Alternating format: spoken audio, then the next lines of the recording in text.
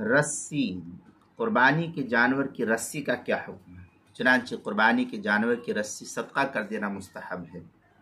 اور اگر فروخت کر دی تو اس کی قیمت صدقہ کرنا پھر واجب ہوگا، اور اگر رسی خود استعمال کرنا چاہے تو پھر اس میں گنجائش ہے، اور اگر کسی کو ہدیے میں دینا چاہے تو پھر اس میں بھی اس کو گنجائش ہے کہ ہدیے میں دیا جا سکتا ہے۔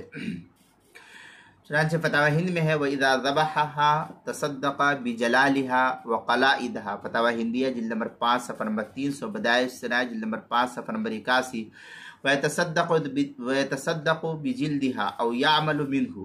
یہ فتاوی شامی جلد نمبر 6 صفحہ نمبر 328، البحر الرائق جلد نمبر 8 صفحہ نمبر 178، فتاوی ہندیہ جلد نمبر 5 صفحہ نمبر 301،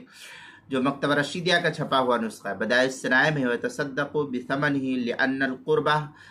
ذَهَبَتْ عَنْهُ فَيَتَصَدَّقُ بِهِ، بدائع الصنائع جلد نمبر 5 صفحہ نمبر 81، فصل اما بیان ما يستحب قبل التصحیہ، فتاوی شامی جلد نمبر 6 صفحہ نمبر 329 پر اس کو نقل کیا گیا ہے۔ اور قربانی کے مسائل کا انسائکلوپیڈیا اس کے حروف تہجی را عنوان ہے رسی، صفحہ نمبر 46 پر اس کو صفحہ نمبر 86 پر اس کو نقل کیا گیا، 86 پر۔